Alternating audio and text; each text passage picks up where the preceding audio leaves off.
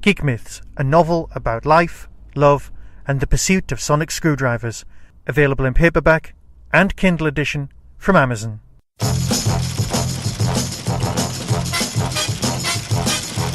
Welcome once again to the UFOCAST. I'm Michael.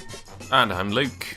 This is episode 23 out of 26. Oh, we're coming to the end. We're on the last leg. 4 left, including this one.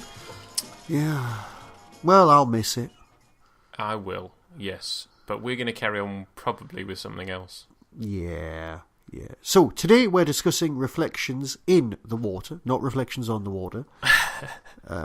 Written and directed by David Tomblin, which I'm sure we'll discuss in a minute. Here we go with a terrible synopsis. Yay! Investigating reports of explosives imitating flying fish in the Atlantic, Straker and Foster find a huge dome underwater. Inside the dome they find an exact replica of Shadow headquarters, including exact replica people. When they hear the intimidating HQ giving instructions to Moonbase to permit a huge alien invasion of UFOs, they realise the fake HQ in the dome has been successfully deceiving Moonbase and something must be done. ... Fast. Look, that's what it says. Oh, that is a particularly terrible synopsis, isn't it? Yeah, because it misses out all that cool business at the beginning with the ship and Tracy Island in the background and people and underwater flying saucers and that bit about following the Gulf Stream that isn't the Gulf Stream, it's just a massive pipe and all that business is just glossed over. Well, and also the fact that I mean, I might be being thick, but I think wasn't the point that they hadn't started operating yet. Yeah. That they blow it up before it can give some orders to Moonbase. Right? Yeah, and it hasn't. This is all kind of preparation to deceive the people on Moonbase. Do you remember when people get given a budget, and this is in real life? People get given a budget that they have to spend by the end of April. Otherwise, they lose the budget for that year, and then they can't get the same sized budget for the following year. It happens a lot. This is why our road is being resurfaced next week. Exactly, because they have to spend the allocated funds. Do you think the aliens were given a massively huge allocated funds and said, right, here's your invasion budget, you have to spend it this way? And some alien at the back's going, yeah, but we could just achieve all of this with one flying saucer and a tape recorder and an impressionist.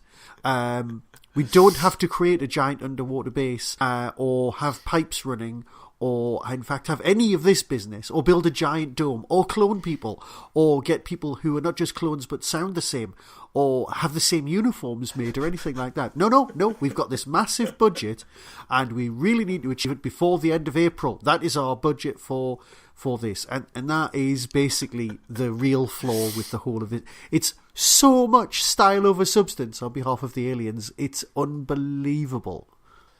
Do I take it that means that you didn't like this episode? No, Michael? I love this episode as long as I put my brain in neutral and don't think about it too much. The minute that I overthink something, I mean, God knows what that would be like. The minute that I start thinking about this episode, right, you know there's an issue. But the best thing to do is just go, hang on, it's an Anderson series, it looks lovely, let it go. So I do. But, I mean, do you feel that this episode, more than others, suffers from that problem? Because I know from, I mean, before we really embarked on this podcast, we didn't really know much about UFO fandom. No. And since being part of various Facebook groups, I've come to discover that this episode in particular is thought very poorly of, which surprised me because I've always enjoyed it. It looks great. In spite of its flaws. And the question is does it come in for some unfair stick? Because as you pointed out, there are issues with it. But is it a particularly worse alien plan than some of the others that we've had? What do you think?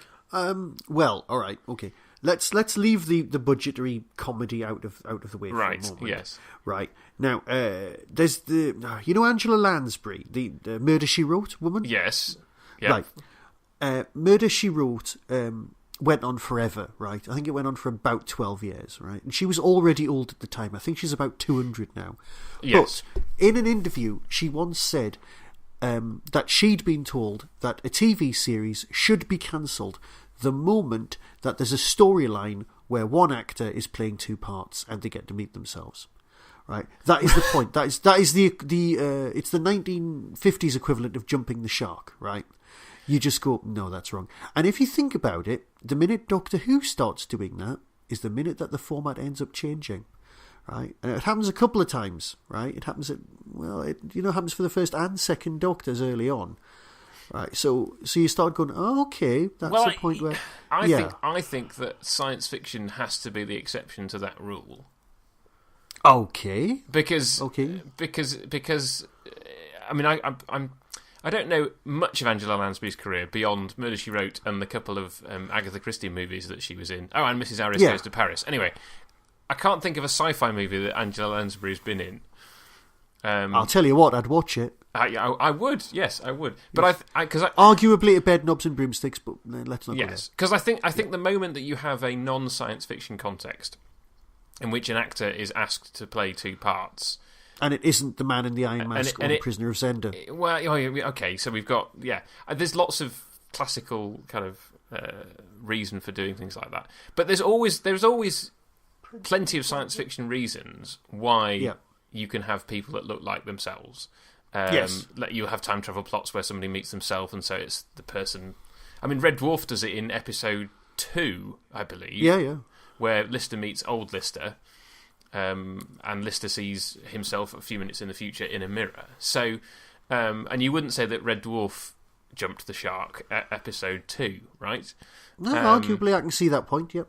And I mean, yes, if like you say, if you're talking about Doctor Who, those are somewhat silly. When you kind of think, oh yeah, the Doctor happens to look like the Abbot, and he happens to look like Salamander, and his various companions happen to look like.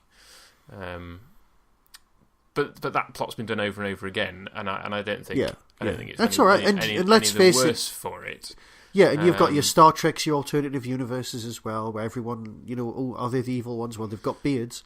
Exactly. Yeah, exactly. All right. And I mean, I think if we're talking about in the pantheon of alien plots, we last week, what did we have? We had people being hypnotized and given superhuman powers such that when they touched electrical things, they blew up. Now, is that any more or less preposterous than beings that can do plastic surgery on themselves to make themselves look like our main characters? That's weird. I don't think so. They say it's how did they do this? Cloning's a much more sensible option and much more likely, but plastic surgery. Well, I mean, that's just Straker's assumption in the moment, isn't it? I always thought that line is a bit daft. They have no idea. They have no idea why these people look exactly the same. No, fair enough. Right, okay. Actual issues with this episode. All right. Number one, and you know this is going to be the big one for me. This is bigger than any of the rest of it. It was supposed to be Keith Ford's big episode, and he's not in it. Right? That is the unforgivable truth, as far as I'm concerned. Right? That is. I had not thought about that, but yes, of course. If he hadn't left the series, then Anderson's role would have been Ford, wouldn't it? Absolutely. Ford would have been the one that they suddenly go, oh, he's a traitor, and then that would have had a much bigger impact than, oh, it's guest star of the week. Though I suppose being guest star of the week, you actually can believe that he's a traitor for that portion of the episode where you don't know that he isn't. Whereas with Keith Ford, it would have been a case of, oh no, he can't possibly be turning traitor. Yeah. Because that's the sort of thing that, I got you. The big thing would have had to have been a Captain Yates thing, where you go, no, he actually is a traitor, for that to have worked for Keith Ford, I think. No, I was thinking more, it's fine. I was thinking of a Babylon 5 type thing with sleeper agents and things like that. So yeah, Oh, there are true. precedents elsewhere for people right. who you think are the good guys all the way through to be the bad guys, but even they didn't realise they were the bad guys. So yeah, there are. At least you've got the Captain Yates, I've got the Babylon 5 thing. So yeah, we can cite other examples of that being the case. No, you're right. That's actually, the Babylon 5 thing is apposite. Actually, isn't it? It's your, and I suppose it's Total Recall as well, isn't it? The good guy thinks he's the good guy, and doesn't realise that he's a bad guy who's had a personality transplant or whatever it is that makes that happen. Yes. So, but yeah, yes, you're right. I think this would have been an interesting episode if Keith Ford had been in that role. Yeah, and of course the other thing that I can't forgive is the thing that I've got issues with that's been getting on my nerves a lot during the current Space 1999 rewatch, which is they show the best bits in the episode. Now, I know I've had I've had that issue going on for some time, and I've gone over it time and time again. We don't need to retread this. I just don't like it. I don't mind it, but I think the fact that they start doing it with these last batch of episodes, it throws you, because you're like, oh, this isn't what I'm used to from this format. Like, Thunderbirds does it all the time. Space 1999 does it all the time. Fair enough. Well, the thing is, when even as a kid, when Thunderbirds did it, I knew to look away. I knew the beats of the music when it changes, and in Space 99 it's the same. I know when it goes, as soon as it flashes up at a certain point in the music, you look away. Then the orchestral bit of music kicks in, you can look back. Yeah. Because I don't want to see what's happening in this episode, because I'm going to watch the episode. Yeah, yeah. It's like, I've signed up for this. That's fine. You've already got my vote. That's fine. By the way, we didn't know what happened to Jackson at the end of The Man Who Came Back. And here he is, alive and well, giving injections to Anderson and assuring us that the drug is infallible. We do. We love it. You know, I love that. What's up with the drug? Oh no, it's infallible. This is a great drug. Yeah. It's the best drug ever. Well, give him some more. Give him some more. I know. He's got no qualms. You really do. I would. That's a comedy sketch waiting to happen. The health and safety. I mean, we've discussed it before. How awful the HR department. Its shadow headquarters must be. Even Torchwood has a better HR department than this, and they all die. Yeah. Yes. Yeah. No. I mean, you would have a complaint after this, wouldn't you? Yeah. Right. So this storyline opens with that really nice bit where Edgedrake is actually doing his proper real job of sitting in a studio watching a documentary, which is a really nice touch. And then I like that aspect of the episode. Yeah. Yeah, I do. And also that's how the storyline gets introduced as well, which is good. Yes. It's got a really nice route in as well, and you can't. It's nice to see them watching a film on a screen and it not looking completely fake, as it so often did when you see people watching films in a cinema. Even now on things like Crunk on Britain. She's in the cinema watching the screen, and you know it's been put in afterwards in post. And the UFO recorded 50 years ago looks more realistic than this one did, recorded last year. Yes. Yeah, it's a really nice scene, actually. I mean, I love the character of the film producer, because he's so earnest about his film, and he has no idea that he is providing a way into a UFO plot for Straker, and Straker doing his he's just been paged, and he's like, oh yeah, I've just remembered I've got a meeting that I'm late for, can I and you just think that this must be happening all the time, but we don't get to see that side of things. And it's almost like maybe David Tomblin, having come in, has kind of reread the Bible for the series and gone, oh hang on, there is this whole aspect of they're in a film studio, because we get that in this episode, we get it I mean, we get it again next week with Time Lash. We get it the week after with Mindbender for various reasons, which we will cover in those episodes. But it's almost like they're saying, like, oh, we could make use of this aspect of the story that we haven't really been making use of for a while in opening up storylines. I suppose the weakness for me is perhaps why yes, there's something mysterious going on, but why does Straker decide to investigate? Because there's no reason that this is going to be anything to do with the aliens. It just turns out, because it's an episode of UFO, that it does. Yeah, it might have made more sense if the diver had brought up some sort of artifact that Straker identified. Yes, I mean, I suppose it is. They do link it to, a ship got blown up. Yeah. And presumably no government claimed it. Yeah, but there is... let's face it, the problem with that is you've got any point between 2 points is a straight line. Yeah. So that's how ley lines came about, where people just go, oh yeah, if you line this up and this up, it's a straight line. Well, yeah, because that's how straight lines work. Yeah. I mean, I'm a cynic about such things. Really? Yeah. And... but, right, another thing that we really do need to go on about in this episode, I think, is the really good underwater model work. Now, I know is this the last bit of really great underwater model work that we ever get from the Andersons? Unless there's an episode of Space 1999 that involves underwater stuff. No, but I don't know about Space Precinct. I think... See, Terrorhawks has got some pretty good underwater stuff. But it's... Terrorhawks is a creature of its own doing. Which I have never seen. Right, well, if you're a good boy, I might lend you some. But yeah, well... yeah, no, seriously. Like any you've forgotten any times to watch new programmes. But yeah. It's... I mean, as ever, it's beautiful underwater filming because they've been doing this. They could do this in their sleep at this point. Yeah. But then it's a case of, let's put some Stingray music on it. Yeah, true. Just to make you think. But then, what do you think of the music inside the dome? Because, to my mind, it vaguely reminded me of the Sea Devils, and then I remembered that this is like 2 years before the Sea Devils. As my best friend Andy once described, the Sea Devils music, just some electronic farty noises.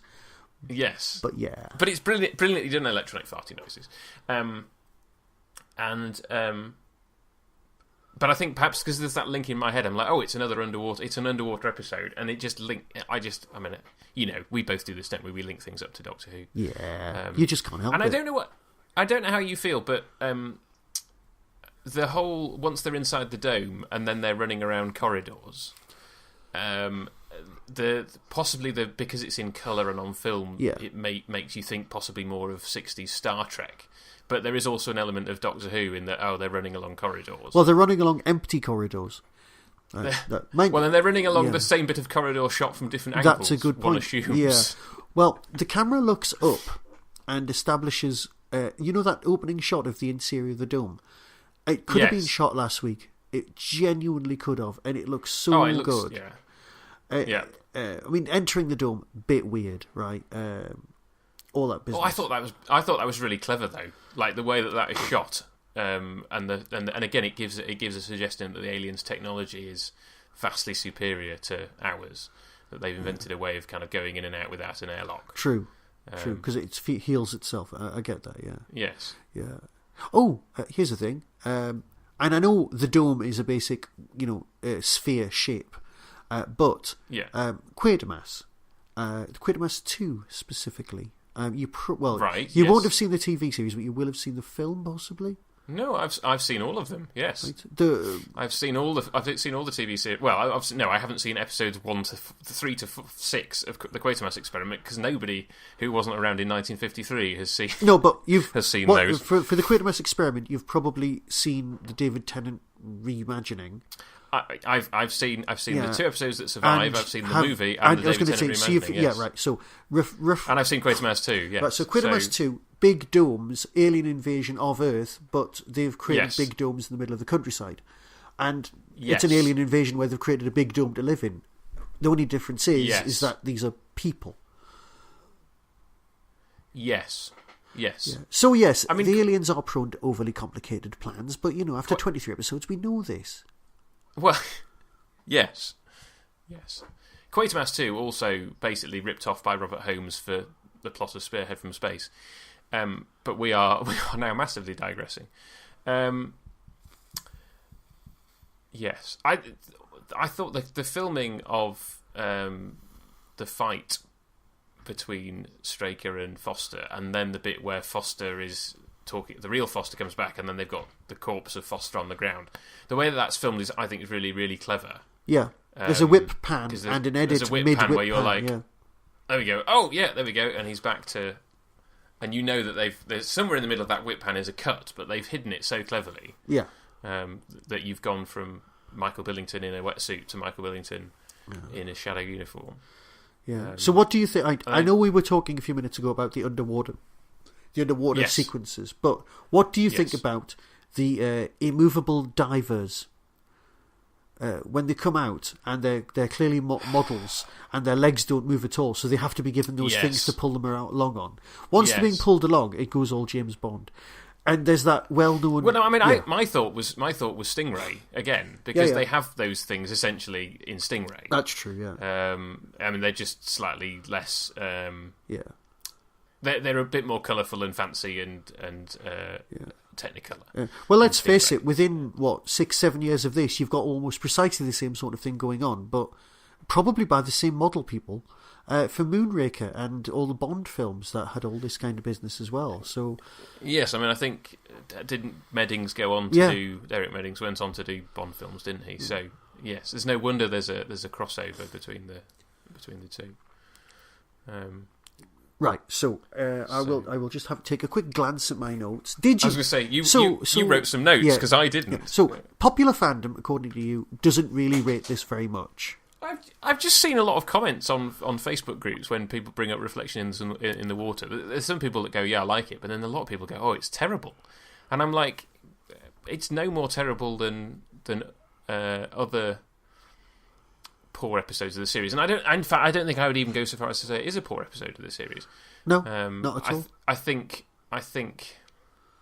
it is maybe a little odd that you go to all this trouble to kind of set this thing up, and then it turns out that the aliens can't mimic human voices, and they have to use tape recorders. That is a little bit silly.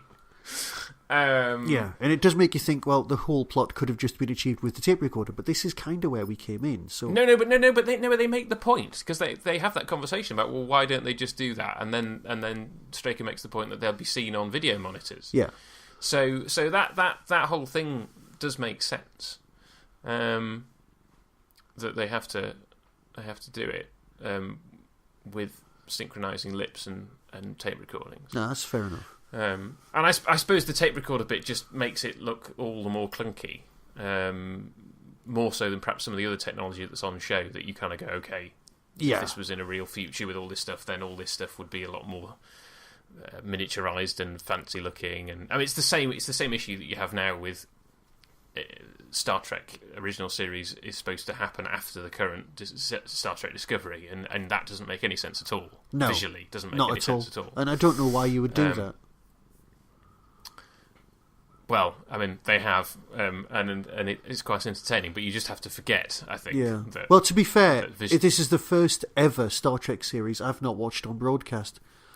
And I can't be bothered. The thing that it does excite me is the new Star Trek series, the one that's got Patrick Stewart in it. I am quite excited for that. You see, that one, you'll get me sitting down in front of that, no problem at all.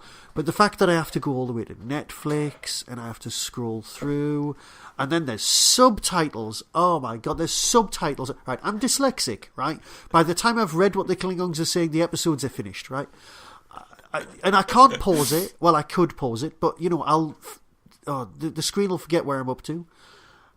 It's pointless, right? And then they don't look the same, which annoys the hell out of me. I mean, it was quite annoying when they suddenly had four heads after the 1979 film. And sorry, you see, I am pedantic when it comes to my sci-fi, but that was explained away. No, but I get it. They have an explanation in series 2 as to why the Klingons look different. Oh no, and they also had but the explanation was perfectly acceptable. The one that was given away in Deep Space Nine, in The Trouble with Troubles. But the explanation that they have in Star Trek Discovery as to why they look different in Star Trek Discovery Series 1 is that because they were at war, they'd cut their hair off. So the Klingons in Series 2 have hair, Yeah. and they look a lot more like Klingons used to do. Yeah, but then they lose all of the bumps on their forehead in an explanation that's discussed in the episode of Enterprise, which is how come. Which I've not seen. See, so... Enterprise is so much better than people think.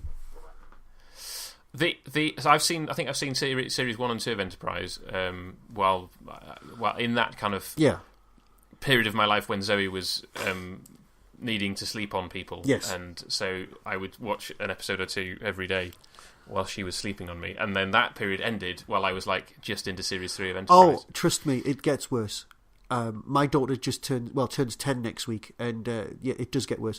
So try taking your daughter for swimming lessons, and then when she's 2 years old, the instructor suddenly says, right, they can all swim now, all the adults out the pool, and we're like, oh, but this is the only exercise we get all week. This is this is our major bonding moment with everyone. Oh, okay, we'll just sit on the edge and read magazines then for the next 8 years. Right, so, and that was the best time, when small children sleep on you and you've got an excuse to just go, hey, what's on the TV? And it's like, no, I'm giving a full attention childcare. It's not the fact that I'm watching old science fiction at all. That's a heartbreaking moment. They don't tell you about that at parenting class, do they? No. No. Because as a bloke, if you knew you had an opportunity to watch as much TV as you wanted for about an hour a day, and you could legitimately get away with it, you'd so sign up. You think that brief period of time kind of outweighs all the other things that might put people off having a child? I think it's important. I think it's vastly underrated. Look, do you remember that bit where you went to the parenting classes and the women were all taken away to be told something precarious, and then all the blokes were left in a room together, and I think it was about cesarean sections or something, and which was weird. Probably, yeah. And all the blokes were left out, and basically we had nothing in common apart from the fact that everyone's going to have kids. So everyone whips out their phones, and it was basically just a who's got the biggest iPhone competition. And everyone whips out their phones and goes, look at these 3D scans of my child. This is a 4D scan. This is a 5D scan. You can tell what my child smells like. It's just, they've all got images on their phones, and oh God, yeah. So if we'd been told at that point that there were some tiny moments of joy that you could claw back for yourself, things might be a bit different. Yeah. But then... I mean, I did have something in common with one of my NCT chaps, in that I think at some point during the classes he wore either a Star Trek or a Thunderbirds t-shirt. You see, I don't get that at all. I knew that he was all right, but I had pretty much nothing in common with any of the other guys. So, well, needless to say, that couple are the ones that we've kept in touch with the most. No, fair enough. We have massively digressed. We have. Right. Shall we cover who's in this episode? Because as far as I'm concerned, it's a cracking story, and as long as you don't nothing else to say about it. Well, not on my notes. There's not at all, because all right, you've got this wave of destruction heading their way because they're going to try and jam the signals. Sid's getting a bit uptight. You're going to try and lie to the computer.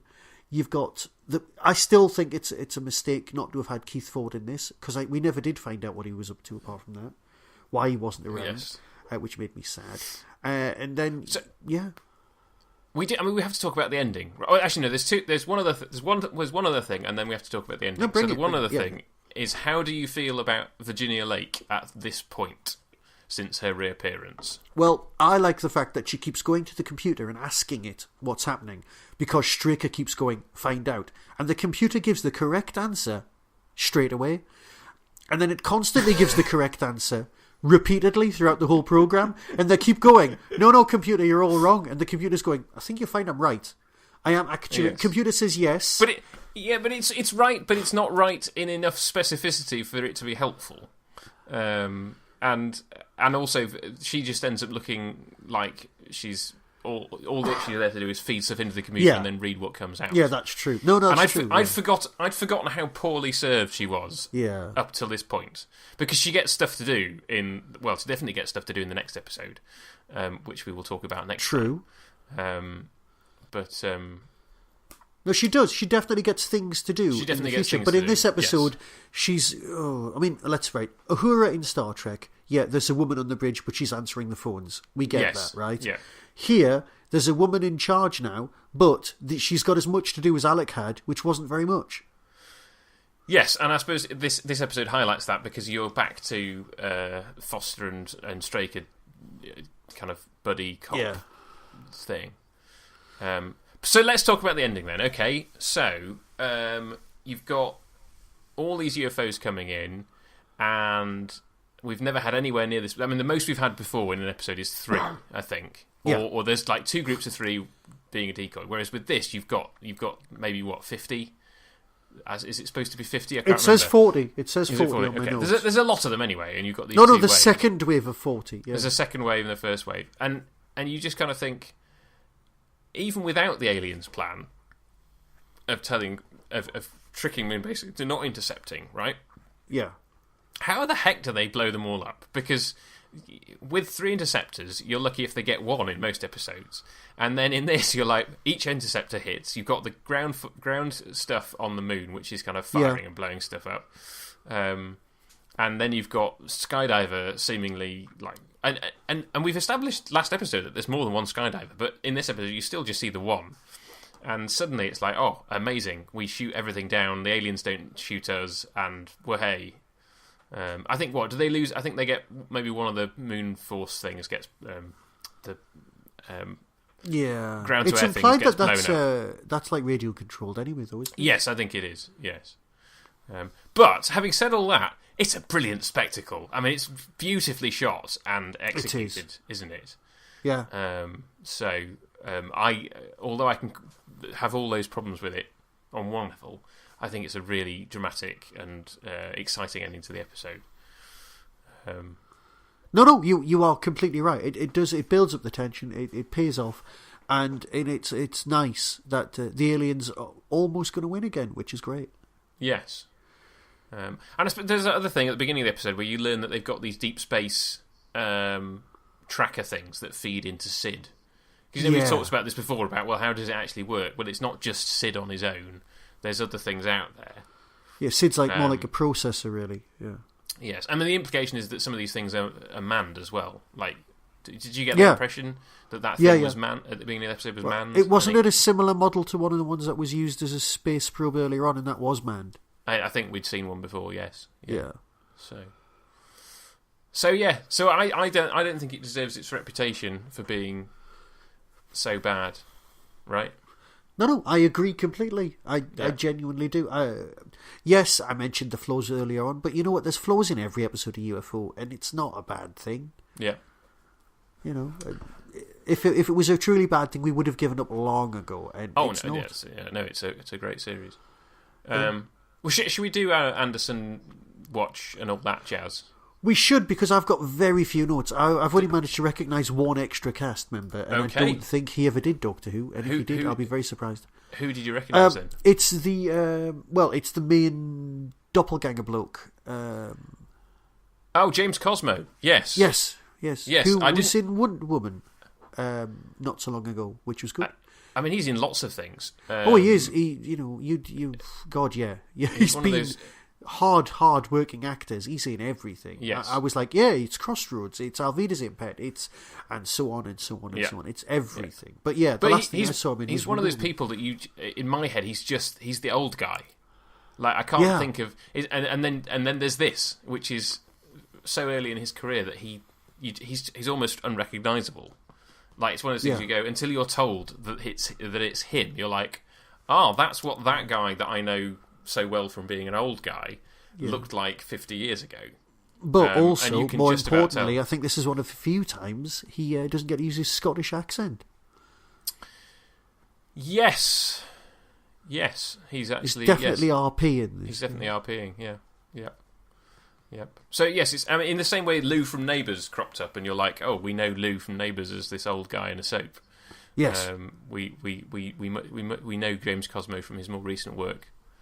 Has he been in? I'm sure. Has he been in Game of Thrones as well? I don't. That's not something I've seen. Here we go. I have a feeling he's been in Game of Thrones. Here's a shocker to everyone. Yeah, I've never seen an episode of Game of Thrones. Well, no, neither have I. But pretty much everybody who's anybody's been in it. I have totally read the books. That's not a problem. Well, all right. Yeah. I have had the books read to me by Roy Dotrice, but I have which was so if you can get those to listen to, they're fantastic. But the books were very thick, and it would have taken me decades to read them. I thought, I'll read the books first, then I'll watch the series all in one go when it's finished. Right? There are several things wrong with that. 1, Roy Dotrice died. 2, the books weren't written. And 3, the series is going to finish way before the books finish. Yeah. So they're my problems. But I've heard Roy Dotrice read all the books that exist before he died. And presumably somebody else has done it since then. No, nobody's done it yet because nobody's released any books since. Oh, because he hasn't finished writing another one. Oh, yeah. He hasn't finished writing. Yeah, the CV series is now way ahead of the books. This is the point where I look up James Cosmo again and discover that he hasn't actually been in Game of Thrones anyway. Well, he should be. He probably will be in some of the episodes that haven't been written yet. He was in Braveheart as well. I was going to say, he was in Braveheart, though, wasn't he? But I don't think he was in Highlander. He was in Highlander. He was in Highlander, of course he is. He's in the scene with Celia Emery, weirdly. God, sorry, that has made me a truly bad fan. I love Highlander so much, I have the sword on my wall. Oh, there we go. Yes, he was in Game of Thrones. I was correct. There we go. Did he play Sir Standing at the Back? Yeah. No, he played Jor Mormont, apparently. Oh, right. Quite an impressive part. There we go. Yeah. By the way, apparently there's a lot less sex in the books. Right. Like, by a substantial margin. Right. Similar amount of violence, I suspect. Well, yeah, but in a book you're just kind of skipping past going, and there's a fight. Yeah. Oh, and somebody gets poisoned with a blade. Thanks very much. Moving on. Yeah. But anyway, he's not in Doctor Who Watch or Anderson Watch or Prisoner Watch. He's in the Everything Else Watch. He's done everything else. So you didn't spot anybody else? Well, the captain, I'd say the captain on the ship, but I wouldn't say the captain. I'd say first mate on the ship looked really familiar. But no, that was it. Anyone. So the first seaman and the captain of the ship both appear in Prisoner Watch. So well done for that. Particularly as the first mate was hardly in it at all. So the fact that you recognised him is impressive. Yep. So the reason that you recognised him is Frederick Abbott, who played Potter in the episode Do Not Forsake Me, Oh My Darling, which is not to be confused with the character that Christopher Benjamin plays later in The Prisoner. Basically, it's the guy who gets paid to follow Nigel Stock around when Nigel Stock is playing The Prisoner. Right. So him, and then the skipper of the ship played the Doctor, who is looking after the General in the episode The General. Oh no, not the General, that's the computer. He's looking after the Professor in the episode The General. But the General still needs someone to look after it. Yes, but that's the Professor. Yes. Anyway, we'll cover that when we get to that in The Prisoner. Yes, that was an actor called Conrad Phillips. Yes. And then there is a Doctor Who guy, but I'm not surprised you didn't spot him, because I didn't either, because he's a voice actor in Doctor Who, and so I had no idea what he looked like. Was it Nicholas Briggs? Well, Nicholas Briggs would have been what? At this point, 5 7. at this point? No, 7. Hang on. I actually do know how old he is. Is he 57? See, I worked out the other day how old he was. No, he would have been 5 or 6. Yes. Anyway. Yeah. Gerald Cross was the insurance man. Right. So, when they're having that conversation about who's liable for the diver being bumped off. Right. And that was Gerald Cross. Oh, I'm thinking Gerald Flood. Sorry. Yes. Gerald Cross, well, yes. I don't know. Gerald Flood also voice acting as Chameleon and King John. No, Gerald Cross was one of the Megara in the Stones of Blood. The robots that come out and try the Doctor for letting them out. We are the Justice Machines. We've got tinkly voices. Yes. Slightly camp and floaty about. Yes. And then we have one entry for Anderson Watch, which is Keith Bell, who plays the film director. So I think he's the guy on the boat that's communicating with the underwater cameraman. I think with the beard, yes. With the beard, yeah. And he appeared in an episode of The Protectors called Think Back.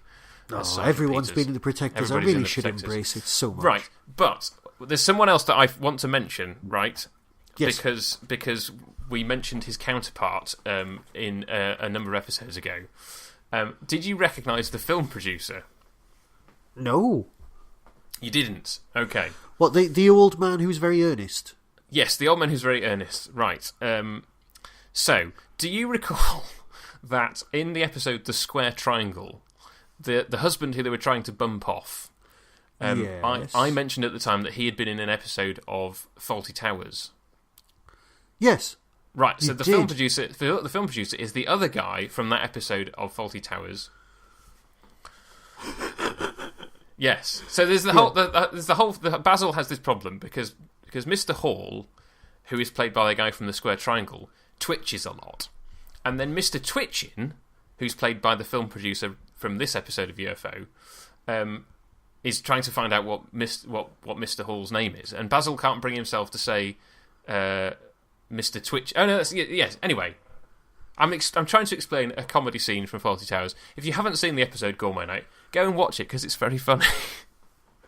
But I felt that he deserved given that the other part of that scene had been in the Square Triangle, I thought he deserved a mention because I was like, I'm sure I recognise him from somewhere. Why do I recognise him? Oh, he's Mr. Twitchin from Fawlty Towers. Right. Got it. Yes, got it. And all that's made me do is go, I wonder where my Fawlty Towers discs are. I know exactly where mine are. They're on the top shelf of my shelf because it start at the top of the shelf is TV and F comes reasonably early on in the alphabet. Because after I got married to my wife, she made me change the order that I put my DVDs in because I put my DVDs in order of year. Yes. They came out, and my wife made me change it to the more standard alphabetical order. It's all right. All of the world will hate me for this, but with the exception of my Doctor Who discs and a handful of Blake Sevens and the like, everything has been, I hate saying this out loud, deboxed and put into folders. I'm so sorry. I'm ashamed. I feel dirty and wrong. I apologise. Yeah. Yes, and the Blu-rays are just hanging onto the boxes by the skin of their teeth. Yeah, well, I like to have my DVDs on shelves. Well, unfortunately, we're fortunate enough to have the shelf space. So that's true. My Doctor Who's, because I was reviewing them, I got, I'd say the majority of the DVD range are promo DVDs. So I had to make my own boxes. So I bought the slim cases and printed my own spines. So I've got I've got every Doctor Who DVD that was ever released commercially, and the recons, all in actual release order, on 2 shelves, which I managed to get, which is very nice. But that's it on the DVD survival box range. Oh, I know. Well, I just managed to bag myself a really long room within the house when we moved house for my office, so I bought myself some really, really long shelves so I could get all my DVDs in one row. Oh, well, I don't have an office. I just squirrel things away. Right. Yeah. Leaving things there. Yes. The whole world is feeling sorry for me. Yes. Before we go, we have to have a slight point of administration, and this is entirely an oversight on my part. Because I assumed that the Blu-ray order was the same as the DVD order. So did I. But it's not. So if you're watching on Blu-ray, you are expecting Mindbender to be next, but we're following the DVD order because that was the order I had in my head, even though we're watching the Blu-rays. So next week is Time Lash. Yay! Or not yay, depending. Then we'll have Mindbender and then The Long Sleep. Sleep. Are you looking forward to Time Lash?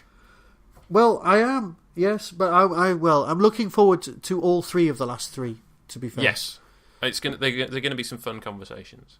Yes. But until next time, this has been This has been Reflections in the Water. Or Reflections on the Water? No, Reflections on the Water. Anyway, we will see you at some point in the future. So next time, we are definitely doing Time Lash, yes? We're definitely doing Time Lash, yes. Right, Time Lash. Not the Doctor Who story, which I'm sure we'll bang on about as well, by accident, but Time Lash. Can we not talk about the Doctor Who story? Look, if you give me 1 minute to rant about it next time, we'll be fine. Okay, we'll have 1 minute to get Doctor Who Time Lash out of the way, and then the rest of it will be talking about UFO Time Lash. Deal. Right, so until then, be seeing you. Be seeing you.